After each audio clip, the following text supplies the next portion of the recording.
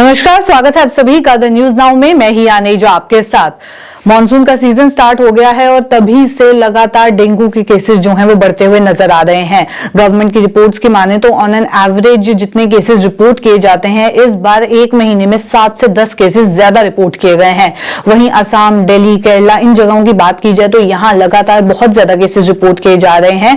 इसी के ऊपर बातचीत करेंगे। और जम्मू में क्या ट्रेंड्स हैं, जम्मू में कितने केसेस रिपोर्ट किए गए हैं, क्या इसके सिम्टम्स हैं, किस तरीके से बचा जा सकता है, क्या कुछ इसकी स्टेजेस हैं, और इस मौसम में क्या बुखार को लाइटली लिया जाए या अपने आप जो लोग जाके पैरासिटामोल या कोई भी मेडिसिन ले लेते हैं उसका क्या इंपैक्ट हो सकता है। अगर आपको डेंगू निकला बाद में तो काफी ज्यादा प्रॉब्लमैटिक हो सकता है। इस सबके ऊपर बातचीत करेंगे। डॉक्टर सुरजीत सिंह आज स्पेशल गेस्ट हमारे साथ ज्वाइन कर चुके हैं। ये कंसल्टेंट फिजिशियन है, साथ ही साथ गैस्ट्रोएंटरोलॉजिस्ट हैं। इनसे बातचीत करेंगे। सबसे पहले तो डॉक्टर सुरजीत, स्वागत है आपका।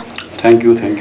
इसके बारे में जानना चाहूंगी, जहां 175 केसेस उड़ीसा में रिपोर्ट किए गए, असम में 317 केसेस रिपोर्ट किए गए, 28 केसेस कोयम्बतूर में रिपोर्ट किए गए, दिल्ली में बहुत राइज देखने को मिल रहा है। वहीं सबसे पहले जानना चाहूंगी जम्मू में क्या ट्रेंड है, कितने केसेस रिपोर्ट किए जा रहे हैं? देखो, ये जो डेंगू फीवर है या डेंगू बीमारी जिसको बोलते हैं हम, ये सीजन इसका जो होता है जुलाई से अगस्त, सितंबर अक्टूबर तक होता है जी। तो रेनी सीजन होता है, इस वजह से मच्छर जो है ज़्यादा निकलते हैं, ज़्यादा उनकी ब्रीडिंग होती है। तो ये सीज़न रहता है इसका, इस वजह से इस सीज़न में देखा जाता है, हर पूरे इंडिया में देखा जाता है इस सीज़न में। और उसके साथ जम्मू में भी कुछ केस हैं, लेकिन अभी ज़्यादा हुआ नहीं है जम्मू में। अभी स्टार्टिंग ही है, इतना ज़्यादा नहीं जैसे बाकी स्टेट्स में है। जम्मू में भी कुछ केसेस हैं, इतने ज़्यादा नहीं है अभी केसेस। तो ये जो डेंगू है इसका हमें देखना है, मतलब क्या कैसे, मतलब हमें पता चलता है क्या बीमारी है, ये कैसे फैलती है, ये इसके बारे में हम बताएंगे आम लोगों को, ताकि अवेयरनेस हो। तो ये जो डेंगू की बीमारी है या डेंगू फीवर है, ये मच्छर होता है, उसका नाम होता है एडीज एजिप्टी।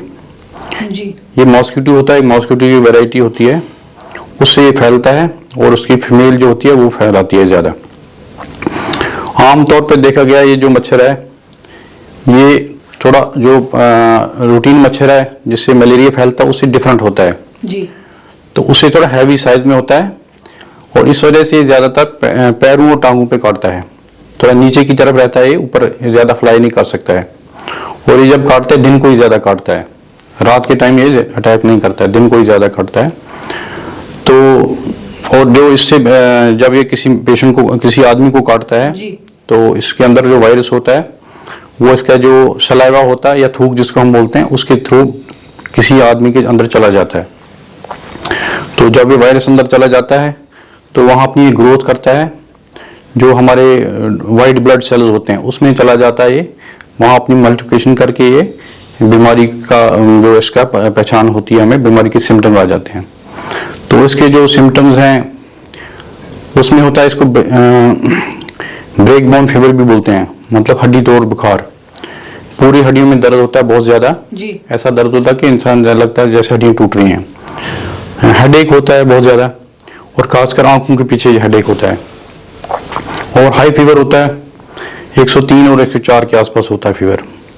उसके अलावा कुछ पेशेंट्स को इसमें छोटे छोटे दाने आ जाते हैं स्किन पे, रैश हम जिसको बोलते हैं, म्यूजली लाइक रैश होता है, वो पूरी बॉडी में किसी किसी को आ जाता है। तो इन सब स्टेज में होता है, जैसे मच्छर काटता है तो कोई 7 से 8 दिन तक कुछ नहीं होता है, या कभी कभी 10 दिन तक पेशेंट को पता ही नहीं चलता, बिल्कुल ठीक लगता है उसको जी। तो 10 दिन के बाद या 7 दिन के बाद फीवर स्टार्ट हो जाता है। तो जब फीवर स्टार्ट होता था, ये जो सिम्टम्स मैंने आपको बोले ये हो जाते हैं, जैसे हेडेक बहुत ज़्यादा होता है, कमर में दर्द होता है, गला सूखता है, गला खुश्क होता है, और हाई ग्रेड फीवर होता है। और किसी किसी को जब इंसस्टेज तो फीवर की होती है, कुछ ज़्यादातर लोगों को ठीक हो जाता है। उसमें से कुछ 10 to 20% लोग हैं जिनको इस सेकंड स्टेज में चला जाता है, जिसको बोलते हैं डेंगू हेमरेजिक फीवर जी। डेंगू हेमरेजिक फीवर जो होता है उसमें हो जाता है कि खून, ब्लड के सेल जो होते हैं ये उनको अंदर से खा जाता है, ब्लड सेल्स को बोन मैरो पे अटैक करता है। तो हमारे जो ब्लड के सेल हैं, जो प्रोटेक्टिव सेल हैं, तो वो खत्म हो जाते हैं। तो उस वजह से प्लेटलेट सेल जो होते हैं, इसमें स्पेशल सेल होते हैं हमारे जो ब्लीडिंग को कंट्रोल करते हैं जी। वो खत्म हो जाते हैं इसमें।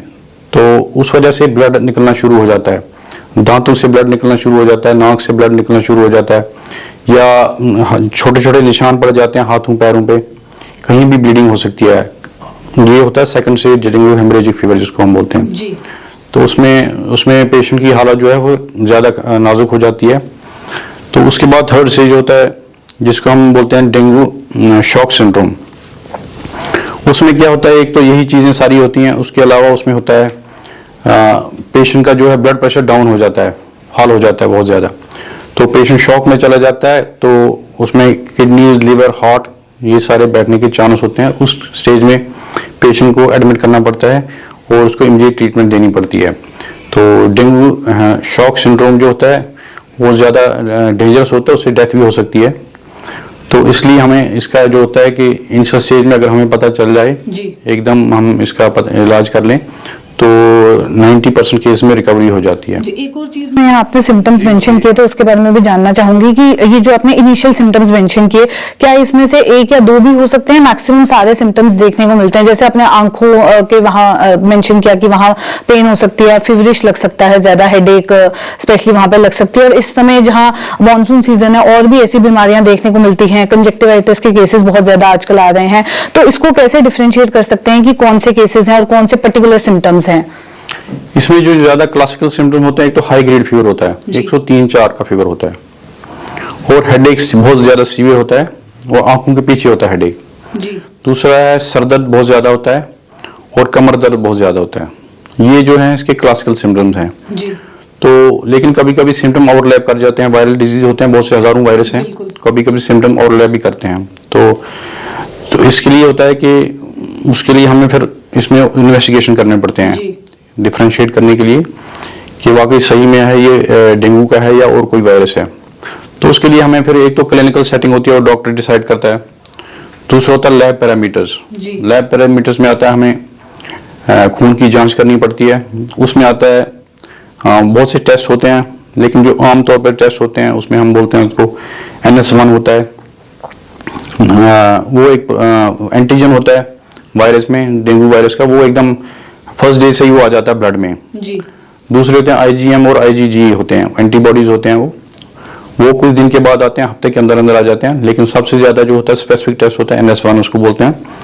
तो वो एकदम जब लैब में उसकी जांच होती है तो एकदम उसमें पॉजिटिव आ जाता है डेंगू पेशेंट्स में। और इसके अलावा जो होते हैं जैसे सेल काउंट कम हो जाता है, प्लेटलेट सेल जो होते हैं वो कम हो जाते हैं, 1 लाख से कम हो जाते हैं, 1 लाख तक चले जाते हैं। नॉर्मली 1.5 लाख से 3 लाख होते हैं, लेकिन 1 लाख तक चले जाते हैं या उससे कम भी हो जाते हैं, डिपेंडिंग किस स्टेज में है, सीवियरिटी ऑफ डिजीज क्या है या ट्रीटमेंट किस स्टेज पे है, उस हिसाब से इनका जो है पैरामीटर चेंज हो जाते हैं। इसके अलावा और भी टेस्ट होते हैं, जैसे PCR होता है, वो भी ब्लड में होते हैं टेस्ट, PCR होता है, PCR ELISA होते हैं ये टेस्ट।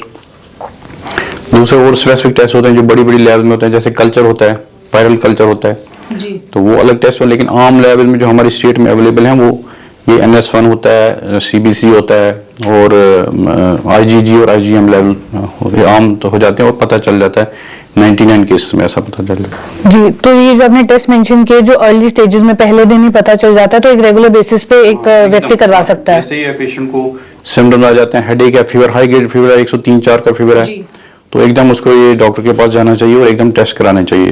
तो फीवर को इस मौसम में लाइटली ना लें। हाँ, और जो होता है कि नॉर्मली लोग करते हैं ऐसा कि खुद जाके अगर फीवर होता है तो खुद जाके पैरासिटामोल ले लेते हैं या कोई ब्रूफिन ले लेते हैं और भी पेन किलर ले लेते हैं तो फीवर सबसाइड हो जाए।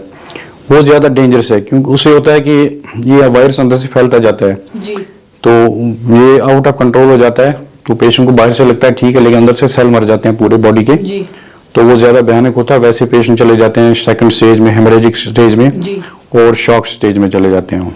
जी, इसके प्रिवेंशन के बारे में भी जानना चाहूंगी, कैसे बचाव किया जा सकता है? जैसे आपने मेंशन किया कि मोस्टली टांगों तक ही रहते हैं, उससे ऊपर नहीं उड़ पाते मच्छर, तो ऐसे कुछ प्रिकॉशनरी मेजर्स के बारे में आप बताएं। हर बीमारी का ये जो है prevention is better than cure, तो ये जो कॉमन कहावत है ये तो हमें सबको फॉलो करना चाहिए।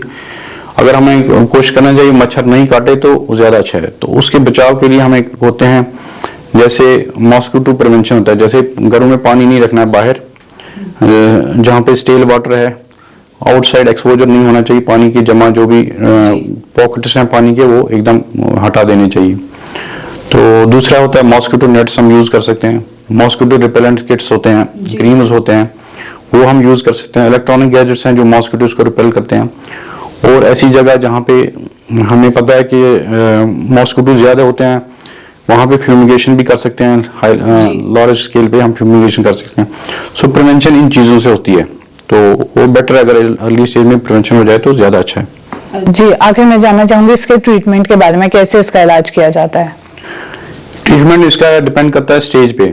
जैसे अर्ली स्टेज में है तो अर्ली स्टेज में डॉक्टर को जब के पास पेशेंट जब चला जाता है तो एकदम कुछ इनको सिम्टोमेटिक ट्रीटमेंट होती है, और कुछ एंटीबायोटिक्स होते हैं जो सप्रेस करते हैं, क्योंकि अगर वायरस जैसे सेल कम हो जाते हैं तो कुछ एंटीबायोटिक्स देने पड़ते हैं ताकि दूसरे जो बैक्टीरिया हैं इसके ऊपर, जब इम्यूनिटी कम हो जाती है तो दूसरे बैक्टीरिया अटैक कर लेते हैं बॉडी पे, उससे सेप्टिसिमी हो जाता है। कुछ स्पेसिफिक एंटीबॉडीज देते हैं, एंटीबायोटिक्स देने पड़ते हैं डॉक्टर को।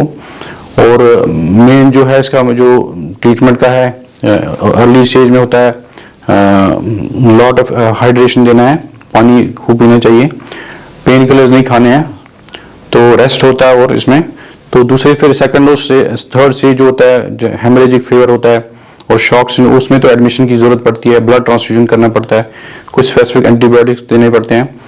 तो ये दो चीज़ें जो होती हैं ये हॉस्पिटल में होती हैं, लेकिन आम जो होता है अर्ली स्टेज में जो पेशेंट होता है उसको तो सिंपल मोस्ट इफेक्टिव ट्रीटमेंट हो जाता है अगर पहली स्टेज पे पता चल जाए, वो ज़्यादा अच्छा रहता है जी। इसके अलावा होता है कि वैक्सीन पे इस पे ट्राई हो रही है, लेकिन वैक्सीन अभी तक सक्सेसफुल नहीं हुआ है। जो वैक्सीन प्रिवेंशन के लिए है वो अभी तक नहीं आया है, लेकिन उस पर रिसर्च चल रहा है, उस टाइम फ्यूचर में आ जाए वैक्सीन। तो ये चीज़ें हमें ख्याल रखना है, तो क्योंकि सीजन इसी का है आजकल, July to October, we have to be very cautious. तो prevention is better than cure, that's what I will say. जी, बहुत बहुत शुक्रिया हमारे साथ इन्फॉर्मेशन शेयर करने के लिए। और जाते जाते हमारे व्यूअर्स के लिए अगर कोई मैसेज देना चाहें आप?